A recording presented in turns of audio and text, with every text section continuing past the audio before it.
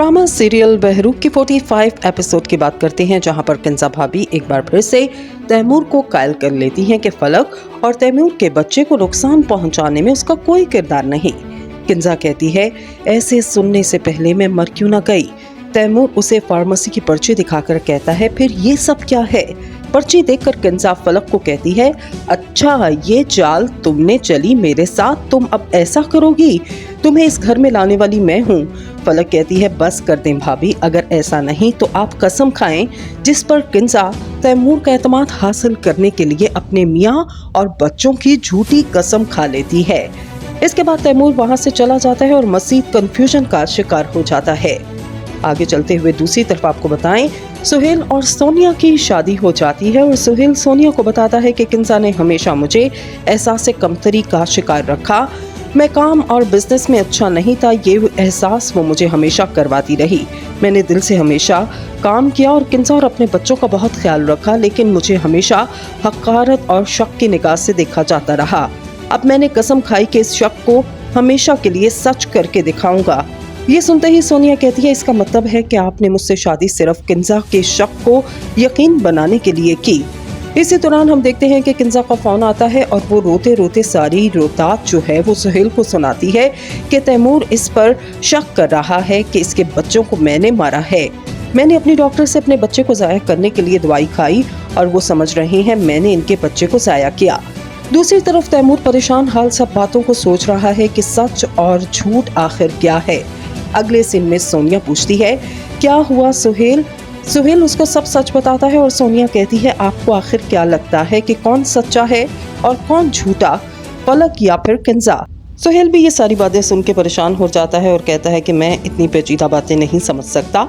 इस एपिसोड में फलक रोती रहती है। दूसरी तरफ किंजा भी अपनी दी गई कसम पर परेशान नजर आती है कि अपने बच्चों की झूठी कसम खा ली, फिर यही सोचती है कि इस तरह की बातों से कुछ फर्क नहीं पड़ता।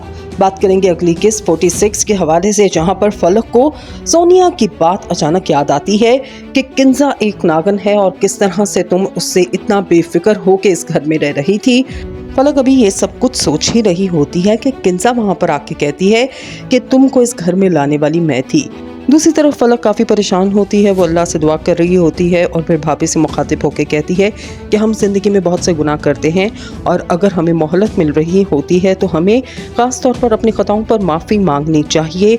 जो भी सच है वो मैं और मेरा अल्लाह जानता है और आप भी जानती हैं, लेकिन अगर आप इसी तरह से झूठ बोलती रहीं तो आपको इसका कफ़ारा जो है वो आने वाले वक्त में देना होगा। ये सुनकर किंजा काफ़ी परेशान हो जाती है और अंदर से डर जाती है, लेकिन वो अपनी मकारी में इतनी आगे जा चुकी है कि शायद इस वक्त सफाई का मौका भी उसके हाथ से निकल चुका है। दूसरी तरफ सोनिया अपनी मां के घर छोड़कर मियां के साथ हनीमून पर चली गई। फिर सोनिया फलक और किंजा की बातों को एक बार फिर से याद करती है और किंजा को फोन मिलाती है। सोनिया कहती है, अगर कानून की मदद ली जाए तो बहुत आसानी से किंजा भाभी आपको पकड़ा भी जा सकता है और अगर मैं आपके सामने होती तो इस परेशानी को मैं आपके चेहरे पर भी वाज़ेह तौर पर देख सकती। जिसको सुनकर किंजा एकदम गुस्से में आ जाती है। और दूसरी तरफ हम देखते हैं कि सुहेल सोनिया को आवाज़ देता है और किंजा भी ये आवाज़ सुन लेती है, लेकिन वो इस वक्त इतनी परेशानी में होती है कि इस तरफ ज़्यादा तवज्जो नहीं देती। दूसरी तरफ सोनिया भी फ़ोन काट के आगे चल देती है। तैमूर एक बार फिर से सब सोचता है और भाभी की डॉक्टर के पास जाता है और सब सच उसके सामने बिल आखिर आता है। डॉक्टर बताती है कि किंजा आई थी मगर उसने किसी किस्म का कोई भी टेस्ट मुझसे नहीं करवाया और ना मैंने उसको किसी किस्म की कोई दवाई लिख कर दी।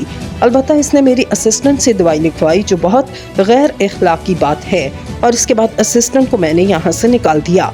अब तैमूर कुछ मामला को समझने लगा और अब आने वाले एक साथ में देखना होगा कि कितना दिलचस्प होगा किंजा का झूठ जब सबके सामने आएगा।